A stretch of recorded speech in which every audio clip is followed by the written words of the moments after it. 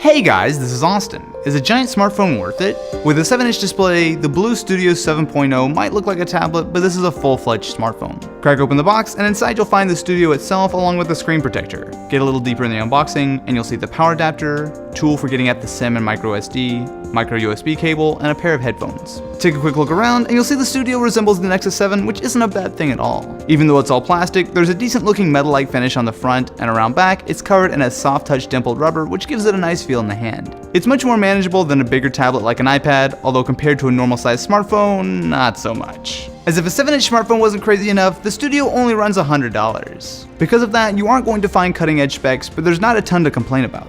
With a 7-inch 1024x600 screen, it doesn't sound like much on paper, but the panel itself really isn't bad. It has solid color and viewing angles, unlike most budget devices. That resolution is low though, even for smaller phone standards, but it is usable. What's slightly less usable is the size. While this is small for a tablet, it is enormous for a phone. The Studio will fit in my pocket, but it doesn't leave much room left. You really should keep this in a bag. The front-firing speaker does double as a speakerphone for taking calls on. You look totally ridiculous with this thing against your face, but it is there. That also means you've got HSPA for data. It might not be LTE, but again, for $100, it's rare to find cellular data on a tablet, period. To get at the SIM slot, you'll need to use the tool included with the Studio to unscrew a small panel around back. Here, you'll find the slots for the SIM and microSD, but something important to keep in mind is that it uses an old school mini SIM, which are pretty rare these days. You'll probably need an adapter. You'll also probably want to take advantage of that microSD card slot too, as the included 8 gigs of storage won't get you that far. Inside, it's got a MediaTek quad-core Cortex A7 CPU along with 1 GB of RAM. Definitely nothing too impressive, but it's decent enough in real use. There's a bit of hesitation in basic tasks like scrolling through the UI compared to the latest flagships, but it's not a deal breaker. Just don't expect it to crush all the latest games. Software-wise, we're looking at Android 5.0. While this is getting to be pretty out of date these days, on the upside, it's a clean install of Android with just a few bundled apps. Most of these are fairly useful like the Amazon suite or easy enough to ignore, and of course, you've got the Play Store to download whatever you'd like.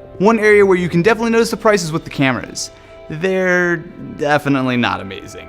The front-facing shooter is passable for a quick video chat, and while the rear-facing 5-megapixel camera is better, it really isn't by much. While budget phones have come a long way in the last few years, the camera department has definitely been lagging behind. There are two ways of looking at the Blue Studio 7. On one hand, you've got one of the biggest and weirdest smartphones I've ever come across. On the other, you're getting a $100 tablet that's not only competitive as a cheap tablet, but it also includes not only data, but voice and text as well. Look at it from that perspective, and the Studio really isn't half bad. So what do you guys think? Let me know in the comments below, and I will catch you in the next one.